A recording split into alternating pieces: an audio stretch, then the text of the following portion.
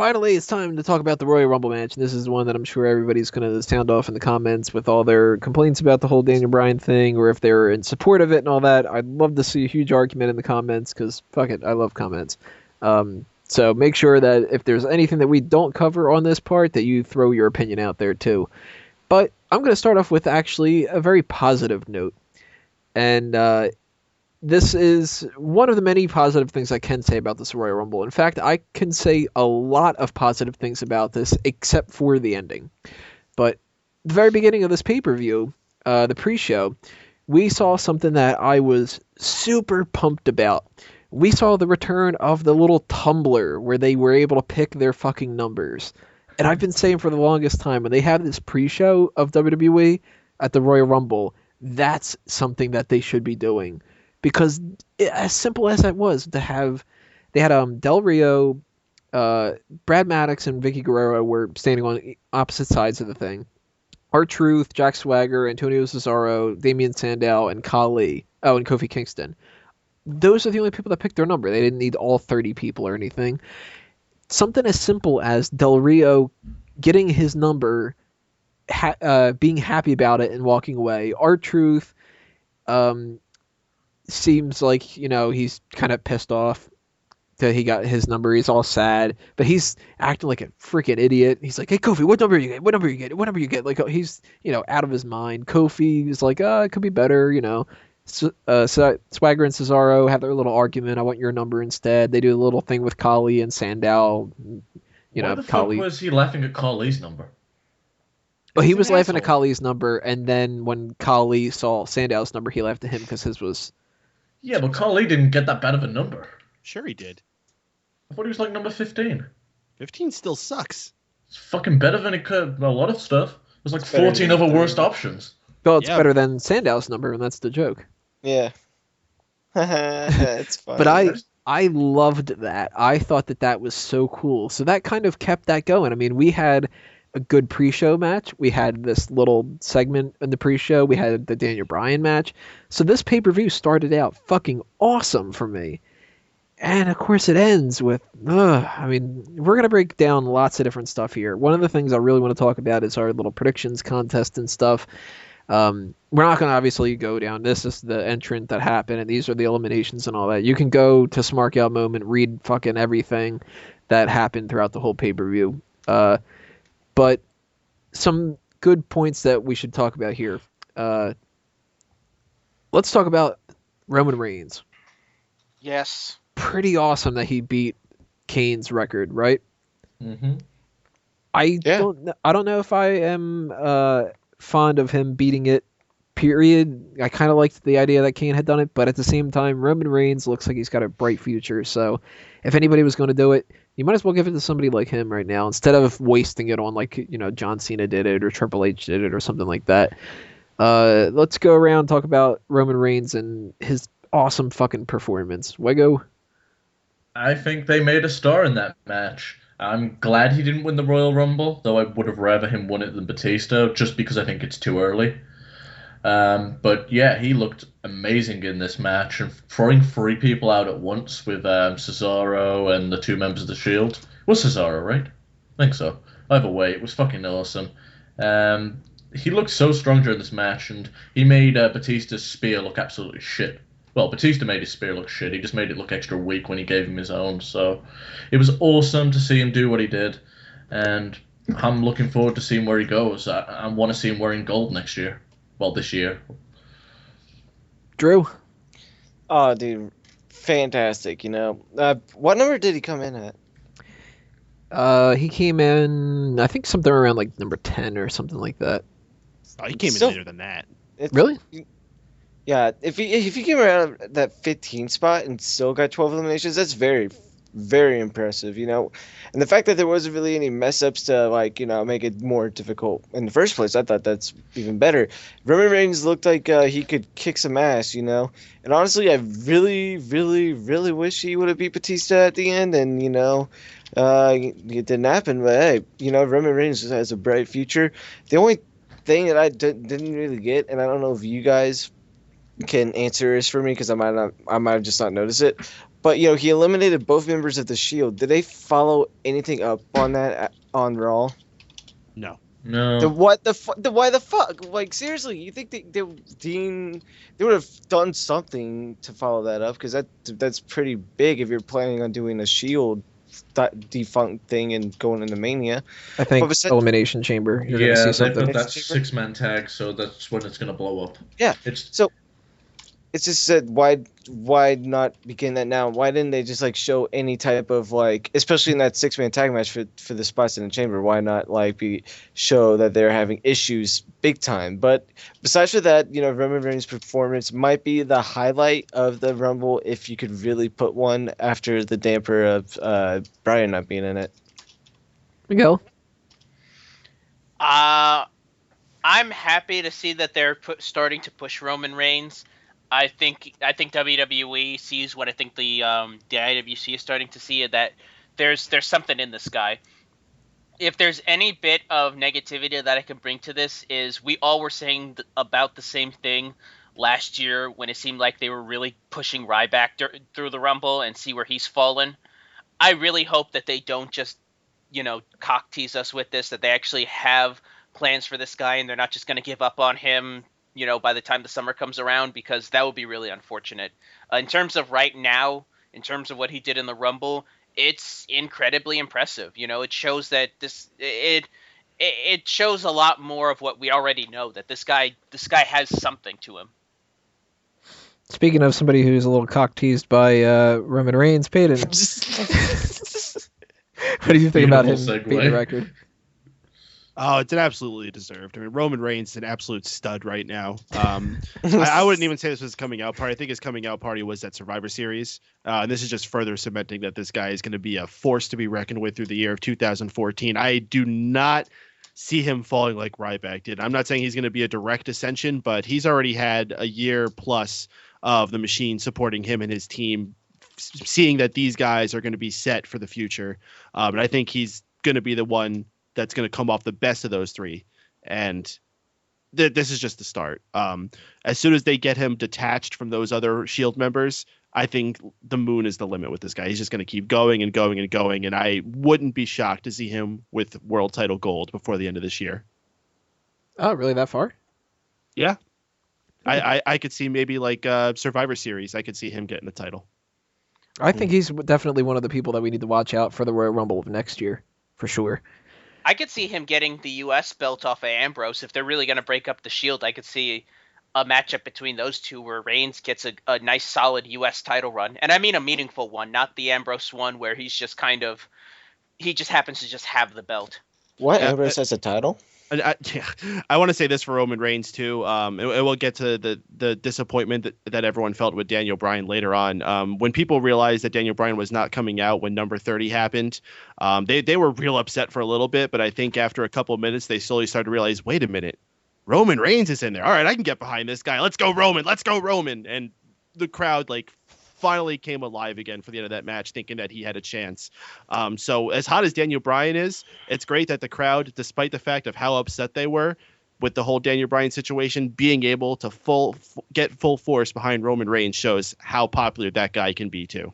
And isn't that funny that out of all the people that were left, you've got Rey Mysterio gets booed and Sheamus is in there with Batista and people don't give a shit. And it's WWE clearly really, really wants Sheamus to be a top babyface in the company. Because he's Triple H's buddy. Right. And it's just not working. And it's they put him in there with Batista, which, I'm not the biggest Sheamus supporter and all that. And I don't think that he's a top kind of guy, but it makes sense. And it's funny that it's the crowd does not give a shit. And instead of having this guy who's been gone for 4 years and it's this main event draw like Batista, or this main eventer babyface guy that WWE really wants to get over, who also just returned that night, right? Who also just returned, and people are yeah, I think I'm gonna go with the heel Roman Reigns here. That's the guy who's only been in the company since around Survivor Series 2012. That just goes to show you that they were we do not want to fucking listen to you, WWE. That's my anger with WWE and I brought up Ryback before. it seems like when the fans get behind somebody, even in the case of Ryback, where they tried to push this guy, and the fans at one point, did get behind him. I mean, I saw the Royal Rumble. It was the last pay-per-view that I saw, and I felt the fans when they were, when they had that moment between Ryback and Cena. The fans at that point were behind Ryback, and WWE just they dropped the ball, and I just have this gut feeling in the pit of my stomach that it's going to be the case with Roman Reigns, that they're going to start to see something in this guy, and then he's just going to fall to the wayside. And it's really frustrating as a fan, because what incentive do I have to get behind any of these guys when all WWE seemingly does is just push them down to the bottom of the card in favor of the Golden Goose? No matter who you cheer for, at the end of the day, it's always going to be John Cena. I mean, it's just really frustrating, and that's why I haven't been 100% behind Reigns after the Rumble, because it's like I can't trust WWE to not screw this up. Don't want to get your hopes up too high. I can't. I've done it too many times with WWE. Well, let's move on to another one of the big topics that happened here, and that's all the different returns that we had. Some of them, cooler than some other ones and stuff. This one isn't a return, but it's a debut. Alexander Rusev from NXT makes his debut on the WWE roster. He hasn't wrestled on Monday Night Raw, or I think he doesn't have a match on SmackDown or any main event, Superstars, any of that. But hopefully, if he is somebody who is going to end up actually being, an actual WWE main event roster kind of guy, that they don't just let this go the same way that they did with Bo Dallas, because that didn't go anywhere. He's still just in NXT plugging along. I don't really know too much about Alexander Rusev, so I'm going to hold judgment on that. But we also had Dolph Ziggler made his return. Can I comment on Rusev? I'm going to go for the whole thing. Everybody. Okay, good. Dolph Ziggler made his return, which was awesome. Kevin Nash made his return. His paycheck. Yeah, which I kind of marked out for that. I mean, I thought it was cooler when he was Diesel, but still popping out as Kevin Nash was cool. We had El Torito with a surprise entrance in the Royal Rumble, and I think that's his first match that he's wrestled. JBL had his little spot, and the returning Sheamus. And I think that's pretty much it from who we had, unless you count Rey Mysterio, because he's always kind of gone on. Yeah, nobody counts Rey. Right. So as much as this was not the biggest pay-per-view when it comes to having, Ultimate Warrior return or Jake the Snake or fucking Stone Cold Steve Austin or Hulk Hogan or any of that, I still thought that there was some pretty good spots when it came to the entrances. And I'm all for pretty much everybody that was on this, except maybe JBL and I don't know. It's a fun little thing. It's, is it really better to have JBL do that and have a quick elimination and do something fun, or include somebody like Darren Young who does nothing? It's a bigger pop for JBL than for Darren Young. So overall, I thought entrances pretty cool. Wego, what do you think about all these people? Okay, I don't know who Rusev is, but they didn't do a good job of making me give a fuck. When you debut a guy, make sure he looks strong as hell. He didn't look bad, but he didn't do anything to make me think, I can't wait to see what he does next time on Raw, or what he does next time on SmackDown, that show that I don't watch. So as far as him, didn't give a crap. I enjoyed seeing Kevin Nash back, though his elimination was kind of piss poor. You'd almost like he just slowly hopped over the rope.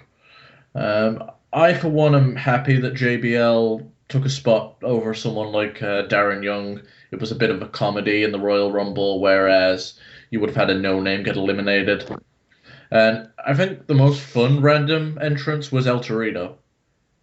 He was a lot of fun in that match. Everyone sold for him, and he did right and eliminated Fandango.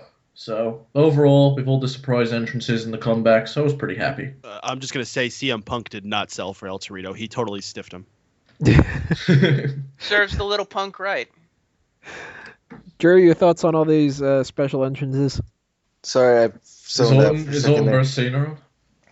No, I'm really, really sorry. I zoned out really bad there for a sec. Your How thoughts bad on was it? your thoughts on the entrances of the people in the Royal Rumble? Okay, All the people okay, like sorry. Alexander Rusev. Yeah, all yeah, that stuff. I heard that part and I just spaced off. That's really my bad, guys. I'm really sorry about that. But just to comment, I thought Rusev was good. It was interesting because I at one point I noticed he didn't have shoes on. I'm like, that's different. Kind of old school, but not like Like it's kind of like it kind of reminded me of like a '90s character or like a '80s, character type. But generic name. But he was moves were interesting. I thought he would have gotten at least one elimination, but no eliminations by him. The Kevin Nash thing that was okay. I didn't really care for that. The JBL, I was marking out, and I thought it was funny when he just got eliminated. He just goes back. He's like, "Oh, well, what's this?" I just started commenting about the match again, not even mentioning he was in the Rumble at all. I thought that was great. And besides for those three, was there really anyone else worth mentioning? No, not in your mind if you that's all you were thinking about. No, well, I just really can't. To me, this wasn't really a year for those special surprises. Everyone was talking about Jake the Snake possibly returning. All these other people who might pop up, and be in the Rumble, and no one did. And then you have like, did anyone mention El Torito as surprise? Go back to sleep, Drew. Yeah, I wasn't asleep. I zoned out. There's a difference, Steven. Was I snoring? Yeah, you were. So what did you think about El Torito? Okay, the El Torito. Oh, okay. Well, I thought it was cool with that could have been something they use. I don't know. They could actually use someone who was actually worth being in the Rumble. Maybe this guy. I don't know if you heard of him. Maybe Daniel Bryan. Maybe. I don't know. They could have used it on him. I'm cool with that he was in the match. I thought it was interesting, but it just what happened later on that. In the match, you look back and like, God, they could have used that, and then you just start pinpointing what the fuck they could have done instead and put Brian in the match. So I don't really want to get off on that quite yet. I'm gonna try and stay awake for now. 1 a.m. kills Drew White. Miguel, what did you think about all these entrances? I laughed at the Alexander Rusev entrance that they basically gave him the Muhammad Hassan approach, where they basically just had everybody in the ring just basically grab him and just dogpile onto him. I think that's kind of funny. It's not going to mean anything in the long run for Rusev. I think it was just kind of, hey, we've got this guy here. Let's just toss him in there for a comedy spot, and then we'll just, keep doing what we're doing with him. I know of Rusev. I haven't seen any of his matches, but I listened to the Solid Monster Sounds Off, and he has nothing but praise for Rusev. He sees him as one of those guys that's going to be up and be a big star. And you know what? We need more big stars, so hopefully within the next few months we'll see him pop up on the main roster. I think this really does show that he's you know what? I'm happy if it means that he's going to be called up to the roster soon. Great. Happy to see Dolph Ziggler back. Happy to see Sheamus back. I mean, I don't hate Sheamus. I just think he has no business being in the main event scene. He's a pretty solid upper mid-carder to me. Kevin Nash, I guess he needed a paycheck, and Triple H was doing a favor for his buddy. El Torito, fine. I mean, I honestly I'm kind of in the middle with him. I don't hate him, but I mean, he does what he does, so whatever. What else? Who else am I missing? Sheamus, Dolph Ziggler, Rusev, Torito, JBL. He was my wild card. I actually was the only one that pegged him to be in the Royal Rumble, and I figured there'd be a gimmick where one of the announcers might come in, so I just kind of threw JBL in there, and I was right. I wish I'd have gotten him right as far as the placement, but it would have put me in second place. Peyton? All right, well, I'm just going to run down the list of entrants here and name anyone who was remarkable to me. CM Punk got the award for the Iron Man. However, I didn't even notice he was there most of the time, so I almost don't even feel like I can credit him with that. Seth Rollins, on the other hand, I saw him tons of times throughout this match. Seth Rollins, I think, is the person who deserves to be the Iron Man in the match, which would have given two things of note to people in the Shield. Let's see here. Kane. I was surprised to see Kane come out, especially as corporate Kane. I thought maybe he would still come out in his own garb, but no, he came out in suit pants and dress shoes. And I just got to say, what's with these wrestlers and just getting better with age? Kane looked ripped. I don't think Kane has looked that muscular since his young Kane days when he first came out as Undertaker's brother. Yeah. Alexander... Go ahead, Kel. I thought you said he had a suit on. How can you tell he was muscular? Did he actually take his shirt No, off? he just had suit pants on. Oh, okay. Yeah, Brock Lesnar, fucking King can do it. What the fuck's your problem? Alexander Rusev. I do watch NXT occasionally. Alexander Rusev's a beast. And he's actually not, he hasn't done any matches on Raw or SmackDown, but they do have stars come and like WWE main stars go and wrestle in NXT often. And Alexander Rusev had a series of matches facing off against Kofi Kingston, and he won most of them clean with a submission, which is a really big deal. So Alexander Rusev, I would expect to see again, and I would expect him to see him again real soon. Since Bo Dallas is sitting over there with the championship, I don't think that they're going to have him lose it to Rusev while they've already exposed him. I would expect to see Rusev popping up again soon after WrestleMania is done, seeing him as a part of the main roster continuing going forward. Kofi Kingston. Oh, go ahead. Does he kind of remind you as well as me? As I was going to say Umaga. Oh, Umaga. You know what's funny is before they brought him up, his original outfit was he was wearing this like tiger print loincloth. Oh. That used to be his outfit. And they just switched him over to the short tights. That was my first reaction. Well, my first reaction was, that's kind of funny that he has no shoes on, because Dace, when he wrestles, he doesn't wear any shoes. And I, just made a joke to him about, like, oh, look at that, he's stealing your gimmick. But then I was just, I'm watching him move, and he's doing his kicks and stuff, and I was just kind of like, oh, he's kind of short, but he's like kind of like a beast. He reminds me of Umaga a little bit. He has a really hot manager who, I forget what nationality, I think she's Ukrainian, but she has like that Russian accent. Her name's Lana. When she comes on the scene, I think Oksana is going to be worrying for her job. Kofi Kingston doing his spot of the night as he always has to. I don't think this was his most impressive one, but in a lot of ways it was. Like, it wasn't as exciting to watch, but to run along the thinness of that guardrail and then do that huge leap he did from the guardrail to the ring, that's very remarkable. I work in track and not work in track. I work supporting track and field events at my job, and so I get to watch those people doing those things. And man, it's impressive. Like those are the kind of things that you don't generally get to see in wrestling too often. And Kofi Kingston, when he gets to pull them out, always delivers. I was actually worried he was going to fuck up this time. When I saw him standing on the edge, I was like, oh no, Kofi, you're gonna fall. Don't do it. And of course he pulled it off. How fucking funny would it have been though if he would have like face planted? It would have just been like, ooh, and Kofi Kingston's eliminated. To be fair though, it kind of makes it a little ridiculous because the rules state that you have to have both feet on the ground. I mean, you could easily just hop from the guardrail on one foot back to the ring. You wouldn't get eliminated. They should do that one year. I think Lawler did that at one time. Yep, I believe you are correct. Honestly, when Kofi was on the barricade, I thought someone was just some fan was going to push him off. I thought it'd be awesome if they did that. That would be hilarious. Moving on, Kevin Nash, I honestly wasn't that excited for that. The first time he came out years ago, that was awesome. But this one, especially because he came out as Kevin Nash, it was better when he came out as Diesel, especially when you weren't expecting. He came out and he put on the glove and he was standing there looking all badass. This year, it was just like, not that big of a deal. If he did it as Diesel again, though, it wouldn't have the same impact. It's already been done. Plus, I need to point out the fact that it's another one of Triple H's buddies. Pretty good time to be a Triple H friend, isn't it? You got Sheamus returns, Kevin Nash pops up, New Age Outlaws are the tag champs, Orton is the champion, Batista wins the Royal Rumble. Well, it's all best for business, Mango. It's all best for business. It's a conspiracy, man. Khali, I don't even know why he was in there. He was only in there for 24 seconds when I'm reading here, and my gosh. Sheamus, good to have him back. Good. I was going to say, the only time I've ever been impressed by Khali in the Rumble was when Beth Phoenix eliminated him. That was fun. El Torito, when I first heard the Matadors music play, I was like, you're kidding. They're actually putting one of these guys out here. And then when they came out and they started posing with the whatever you call those things, the red sheets, capes. the capes, I guess they would be. Yeah. I was like, oh no, don't tell me they're bringing out El Torito. And sure enough, he runs out. I'm like, oh, this is awesome. I think that might actually be my favorite special appearance they had through the night. As soon as the music hit, they have the name of the guy like right at the above, and I was like, El Torito? What? Is that I didn't notice that either. Yeah, and I thought that's how I figured out. Like, that's how I knew which Shield member it was going to be, because they put which the names Shield member?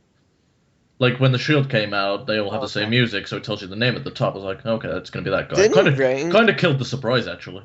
Didn't Reigns use the actual entrance this time and not go through the crowd? Yeah, both Reigns and Ambrose came through the entrance. Only Rollins came through the crowd, as Tony predicted as well. But, such an off thing for him to have predicted. Well, that's because he wasn't allowed to go backstage. He couldn't get in. The people were just like, no, you don't work here. You don't work here. No, dude, I'm serious. No, hobo, go back to the Go back to the. I'm a wrestler. Yeah, you're a wrestler. Okay.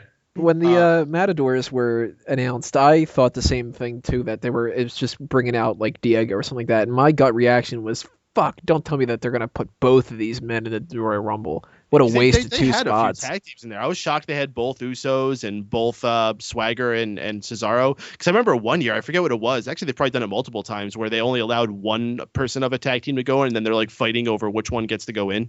Didn't one of the Usos kill him in like last year or something like that? There was one year where somebody, there was a tag team, and I think it was Crime Time. Crime Time did rock, paper, scissors. Yeah, and then, or they flipped a coin or something. And it was like it landed on heads, and then one person came, and then the other person looked, and it was a double-headed coin. And there was the one year with just Jey Uso came out, no Jimmy Uso. And that was really awkward. So wasn't that right after I think he got like a DUI or something like that? Maybe. But so that was kind of cool. But then they didn't have primetime players in it too, and they had it previously announced them. They took those two spots. But we could fit both Wyatts in there. Right. Yeah, God, I'd rather have the fucking three-man band in than the fucking Wyatts. Oh, God, absolutely. I couldn't agree more. They were definitely the biggest stinkers of the match. So El Dorito was totally fun. Let's see, JBL, I think that was definitely worth putting in there. The crowd loved it. He looked like he was having a ball, like posing to the ring, smiling, getting in there. He's like, Cole, come take my jacket. Come take my jacket. Good fun. I love the bit afterwards though when he's on the announce table and he goes, "Oh, this match is great. This is exciting. Batista's going to show up any minute. It's great." Fantastic. I guess that's all I'll talk about. I guess the only other thing I could say is poor Ray having to come in at 30. I guess we're going to talk more about that situation, so I won't delve any further than that. Just say poor Ray. Biggie Langston looks like he had the entire Johnson & Johnson baby oil factory just hand delivered to him there because he looked freaking so greasy. Like I think that was his plan. Like he was going to make himself so greased up that no one can get a good hold of him to throw him over the top rope. The greased up guy from Family Guy. Can't catch me. Can't catch me, boys. I was quite upset to not see Xavier Woods, who was advertised to be in the match. Yeah, he fucked me over, along with the New Age Outlaws not being in. There's a lot of picks that pissed me off that came out. So that's kind of a breakdown of different people that have done different things in the match. Before we talk about the predictions contest that we had done, let's get one thing just throw it out there: the Batista win. I see a lot of people arguing, well, they announced Batista was going to probably fucking win it, so what do you expect? You can't be mad about it. I still say you could be mad about it, because they did not need Batista to win this match. And I don't want to get into the whole let's rebook WrestleMania and let's talk about every little thing that's going to happen, because we're going to be talking about this for, the next couple months. But in general, I think Batista winning this was a waste of a Royal Rumble win. He didn't need to win it, not only because he shouldn't have that match, in my opinion, but he also I don't want to do that argument of, well, he just came back, so that's why he shouldn't win, because I think that a lot of people do that, and that's not the thing that bothers me about it. It's the Daniel Bryan should deserve it thing. But Batista just coming back doesn't need the world title match, because you can ride that wave of anticipation of him having, a big feud match with somebody who he's never had before. Whether that would have been Brock Lesnar or a heel Sheamus or something like that. I think WWE dropped the ball. They could have capitalized and had an upper mid-card match at WrestleMania that meant a lot, and it had something behind it, where they didn't need to have Batista in the title match, and that's just a shame, man. That soured the entire pay-per-view for me and this whole match. Overall, I liked this Royal Rumble match itself. I thought it was really entertaining, but the end of that, fuck, you killed it. And that made me go with an immediate reaction of, well, I don't really care about WrestleMania this year. This is going to suck. They're going to have to do a lot to change my mind about that, and no matter what they do with Orton versus Batista, I don't think that I'm going to care whatsoever about that fucking match. So, the idea of Batista winning, in general, what do you guys think about that? Wego? There's no doubt in my mind that was the wrong pick. It's not as bad as everyone's making it out to be. I'm not a big fan of guys coming back and losing their first match. But if they wanted to do Batista versus Randy Orton, it didn't need to be for the title. And they could have easily set it up with Orton screwing Batista out because he's afraid about Dave coming for his belt. So they could have gone with that, and Batista doesn't look weak. We all wanted Daniel Bryan to win, and if he had won, maybe it would have been a bit predictable, but sometimes predictability is good, and sometimes it's predictable because it's right, and we didn't get what should have happened, and that sucks for us. I think people are going a bit overboard with the bullshit and blowing up all over the internet. It sucks, but it was kind of that too was predictable.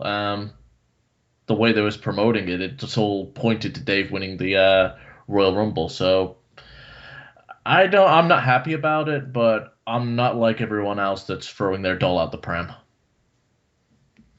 Throwing what? It's just saying What kind of a phrase is that?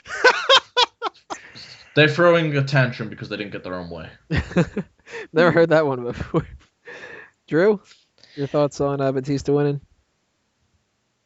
Okay, so I it wouldn't be that big of a deal to me because honestly Batista winning it didn't bother me as much as it would. It's just that he's because one-eyed Daniel Bryan winning that was some of it, but it's just that they have been pushing Daniel Bryan. No, not they haven't been pushing Daniel Bryan. They just the fans have been crazy for Daniel Bryan. And, they were just, all pumped for it. And it didn't happen. And I think when that happened, I was just like, fuck me. Just damn it. I'm not like that. But, it is what it is. This is just something that we will just have to move on from, But I don't think anyone's really looking forward to a Batista-Randy Orton feud. I think the only things interesting about the beginning of this match was crowd. I was like, it was like, are you kidding me right now? If the crowd at the end, that was insane. I can't believe that they were just booing that much, pretty much. And just the whole rumors of after the match of Batista flipping off the crowd and stuff. I think that's just inappropriate that he did that. If he's coming back as a face, and it definitely he should get fired for that, but they should mention something about it. No, not really mention something, I don't know, they should just do something backstage, because I thought that was just inappropriate that he would do something like that to a crowd that obviously didn't like him, and I don't think anyone's really going to be liking him going forward. But the thing is, would he be really this hated right now if Daniel Bryan was in the match? That's up to the debate itself, but that's something for another day. Right now I'm just gonna see what they're gonna do going forward and see maybe they can switch things up, because I'm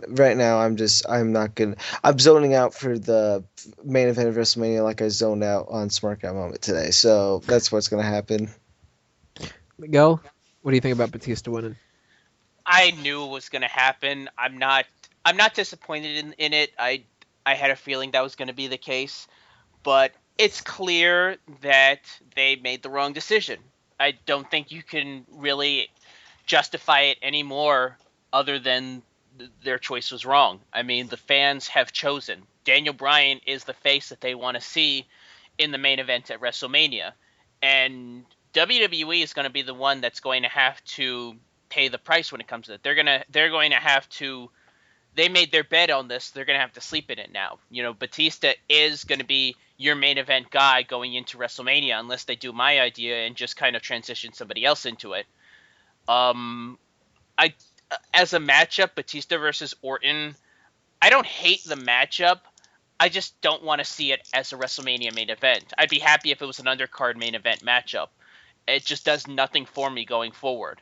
I'm happy to see Big Dave back, but there's just so many other people that could get, one person in particular that could get that spot. And I know we've heard enough about people saying, oh, Daniel Bryan this, Daniel Bryan that. Well, the fans want to see somebody that they are fans of. They're tired of seeing guys like John Cena and Dave Batista shoved down their throat more so than ever. And unlike previous years when all we had was John Cena, now we have Daniel Bryan, that we have behind us, and it was just a bad decision. I don't think you can really sugarcoat it, and we'll see what they do come Elimination Chamber. Supposedly they had a big meeting today with creative, so we'll see where it goes from here. Peyton? This was a mistake. I don't think there's any real defense for this you can make. People just wanted to see Daniel Bryan win that night. After seeing Daniel Bryan beat down for the entire second half of 2013, everyone just kept saying, wait until the Royal Rumble, wait until the Royal Rumble. That's the only like glimmer of hope people had, and this should have been that night. And if they could still pull this together and make a big thing out of Daniel Bryan, people would be like, ha, see. I don't care. It was wrong. This is the night that it should have happened. This was the night that trigger should have been pulled, and it just didn't happen. And the crowd had the absolute proper response to it. Big props to everybody, every single person that was in that crowd in Pittsburgh. Fantastic. I don't think I've ever heard a wrestling crowd booing that loudly. Maybe Montreal. That was the last time I really remember something happening that it got the crowd that upset to where they were just straight booing. I can't believe we didn't see garbage throwing in. I can't believe there wasn't garbage being thrown into the ring during the match. Not even wait until the match was over. Just like as soon as number 30 happened and it was Rey Mysterio, I'm surprised people didn't start throwing their cups and their half-eaten pretzels and whatever else into the ring.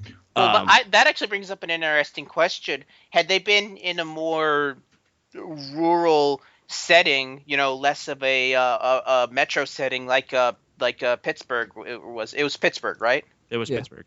Yeah, had they been somewhere like, I don't know, Dayton, Ohio, for instance, do you think it would have been that big of a negative reaction? Or do you think they would have gotten the reaction they were hoping for, which was raucous, cheering for Dave Batista? Well, I got to tell you, this Daniel Bryan reaction that he's been getting, where every single person in the crowd is doing yes along with him, seems to be carrying over to every town they're going to. It's not just in the big markets. So I'm going to go ahead and say yes. I think people still would have been as upset. Maybe not if they were in Sioux City, Iowa. Yeah, I don't think he would have been as loud in some other places, but you definitely would have got a negative reaction, because over here in Detroit, he was fucking over as hell. No, thank goodness this wasn't in New York. I'll say that. They would have thrown chairs. This apart. Yeah, they would have thrown chairs in the ring. Or Philly. Or Philly, yeah. Chicago would have been Pittsburgh interesting. is like a nice middle ground, like where you have a hot crowd, but they're not going to have a big likelihood of getting violent. If you were in like Philly or New York or Boston or Montreal, they would have torn this apart. Poor Rey Mysterio. Oh my gosh, it doesn't. What I think I made the analogy before. It could have been Macho Man's ghost coming out at number 30, and it would have not gotten a positive reaction with these people. And coming in at number 30. Daniel Bryan carrying the real contestant, Rey Mysterio. Yeah, that's exactly how it could have been. Oh my goodness! As soon as you heard the crowd, before it even got to like the 10 count to who was coming out number 30, they were already getting amped, giving the yes chants, waiting for Daniel Bryan. And then when the buzzer sounded and Rey Mysterio's music started playing, I just felt all the energy just drop. And I could not imagine having to be Rey Mysterio standing in the backstage when that's going down, like making eye contact with whoever's sitting there in the gorilla position, being like, well, you sure? You sure this is what I have to do? Just okay. Vince Yeah, there. there's a picture that Mango linked me to, and it's Triple H and Vince laughing with headsets on going, they're chanting, yes, let's send out Rey Mysterio. Yeah. I'm just sitting here picturing Vince with that big smile on his face. Go on, Ray. Go. He's like, this is your punishment for never fucking showing up anymore. Yeah. It's just for getting injured all the time, you bitch. I would not be too surprised if that's one of the things that kind of came into play, actually. I don't think it would have been any funnier if it had been Sin Cara they sent out. That would have I think they would have just torn the building down at that point. Ray was not out there very long either, which I think could have, easily be explained because he is always hurt. But I think it had a lot to do with an audible being called when he was out there, and people were obviously specifically booing Rey Mysterio, where they were probably just like, Ray, we got to get you out of the ring. Come on. Well, whoever threw him out got a pop, and I don't remember, was it Reigns? I think it was Batista. Sure enough. Because he was supposed to be his friend. It could have been Reigns. Seth Rollins. Seth Rollins. Yeah. Whoa. Oh, he managed to get into the building. Seth Rollins eliminated him pretty fast after he got there. Big E Langston didn't last long at all. He came out 29, and he got eliminated right before Rey Mysterio. But fucking Luke Harper lasted longer than Rey Mysterio, which kind of says a lot. I honestly wouldn't mind seeing a Seth Rollins-Rey Mysterio matchup. I think those two could work a good, solid matchup. Not in Pittsburgh. Poor Daniel. I don't know what's going to happen with this going forward. There's been an intense backlash. Mick Foley, of course, put those tweets out that everyone made a big thing about. I saw some video where Mick Foley is in his backyard and he takes some TV and takes a hammer to it and destroys it. It's like, yeah, that's my reaction to this. Yeah, because he had tweeted that he was this close to putting a brick through his TV, but his wife had to stop him. So he decided to put a video up where he actually puts a brick through his TV. Actually, it's a baseball bat through his daughter's TV because it's a dick. And even like when he was doing that, like he was trying to like say he was upset, but he was saying it in such like a plain monotone thing where he didn't really sound all that upset. So it's hard for me to take him serious through that. I guess Mick Foley is just so jolly that he can't help himself but to keep a positive tone even when he's upset. I don't know if they're going to be able to fix this. A lot of people are saying make it a triple threat, have it be Batista, Orton, Bryan. I guess you could do that. I just don't like it being in the history books now that we have Dave Batista as a 2-time Royal Rumble winner. The thing is, you only get one shot to do something. You only get one moment. Do not miss a chance to blow. Even if you think you can go back and make it right the next pay-per-view over, you're for the rest of time, you're going to just remember that one moment where you let everybody down. Even if they give Daniel Bryan the title, it doesn't matter. You know, you had your moment to make something special and you blew it. And with the story they've told up until this point, they can't redo it at next year's Royal Rumble. It won't be the same. No. Yeah. Because you can't have the patience to go an entire extra year of not building Daniel Bryan up. Eventually, people will just be like, "Well, fuck." Yeah. And I'm not gonna. Then it'll be a Zack Ryder thing where, the We Want Ryder chant stop. I know I'm trying to think of like several moments in WWE history where they've done that, because they've done that a lot, where they'll blow a moment with a wrestler to try to do something special with him, and then try to backtrack. I think probably the biggest one that comes into my mind Simon is probably what? Simon Dean. No. The one that pops into my mind, I think, was Paul London. I'm thinking the second time Chris Jericho returned back in 2007 when he did that whole Save Us campaign. They had the No Mercy pay-per-view, and everybody went into it thinking it was going to be this big return for him because they were prepping it up. They had that whole countdown, and then they blew it, and then they ended up introducing him 2 weeks later after that, and it wasn't as big a pop as it probably would have been at that pay-per-view. Yeah, First feud was with Santino. Yeah, but he clotheslined that guy who held a torch. That was awesome. I like that bit.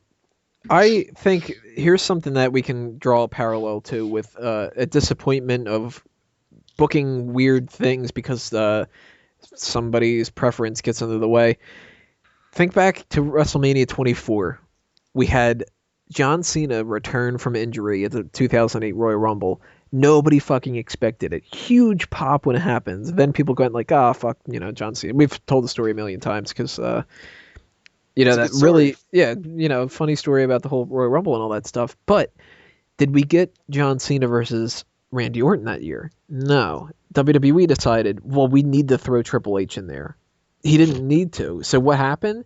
He cashes in his Royal Rumble shot at Elimination Chamber. They do a screwy finish, and Triple H wins the Elimination Chamber, and you have a pointless triple threat match, which John Cena takes the fucking pinfall for, because you kind of need to keep Triple H to look good, right? Like, that's one of those things where it's like they just couldn't see past their personal preference.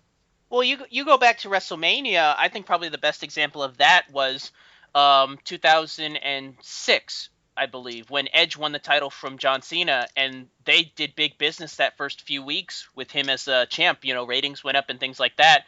And I honestly believe they should have gone into WrestleMania that year with an Edge Cena matchup, but Triple H was already penciled in, and you weren't going to take Triple H out of the main event at WrestleMania. No way. Yeah, definitely. Talk about making a star in one night. That was a situation where they built Edge so perfectly, and it was just the right moment, and they never capitalized on it. Don't get me wrong, Edge did fantastic down the line, but there could have been so much more. And in the end, we still got that awesome hardcore match, so there's not too much to complain about. So I have a question that we're not going to get into today. Maybe we'll talk about it on another episode or something like that, because it could be a long one, and we still got some more stuff to talk about with this, the prediction stuff. But I got a question for you guys for the comments. What's the difference between Steve Austin having a huge reaction and the crowd getting firmly behind him after building him up from 96 onward? You know, they give him a good spot, 97 Royal Rumble. 97 is a year where he has the Intercontinental title. They build him up with other stuff. He's an upper mid-carder. He gets such a huge response from the crowd, and he wins the 98 Royal Rumble. And they just go with what the crowd thinks. Somebody like a Shawn Michaels, he started getting really over with the crowd in 1995. Who wins the Royal Rumble in 1996? Shawn Michaels, and he goes on to win the WrestleMania main event.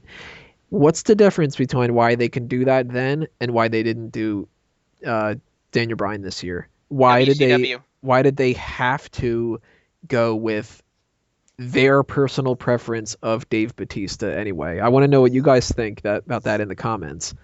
One other thing we got to talk about when it comes to the Royal Rumble match itself, though, and this is going to lead us a segue into our last segment of the night, is the Fantasy League kind of predictions that we were doing. Now, if you don't know, you got to look back. I'm not going to go through the whole contest thing of what everything is, but we were trying to predict the 1 to 30 entrances, the winner, the most eliminations, the Iron Man, shortest time, and the final four. And there were a couple people. We all got some points because we all got the CM Punk entrance, and everybody got at least one other thing right, too. Wego and Peyton tied for 9 points in total. Peyton got he nailed Batista's entrance right, so that was good. He got an extra point for being around the spot for the Miz, and he got the most eliminations, which I think everybody got most eliminations. Roman Reigns too, so we all got the 5 points for Roman Reigns and CM Punk. Wego got none of the other entrances right, but he got the Iron Man and the winner. Only 2 people I think got the winner right. It was you and Miguel. Hey, I got CM Punk's entrance right. Right. Well, everybody got that. No fucking around. Sean had 10 points. He did pretty well for the entrances. He got a point for being one spot either below or above for Roman Reigns, Fandango, and Luke Harper. And he also got the Iron Man. Jester got a point for Batista and a point for Jack Swagger. He got the eliminations, Iron Man, and the winner. Miguel got a point for Seth Rollins and Goldust. He got the eliminations, Iron Man winner. He and Jester had 11 points.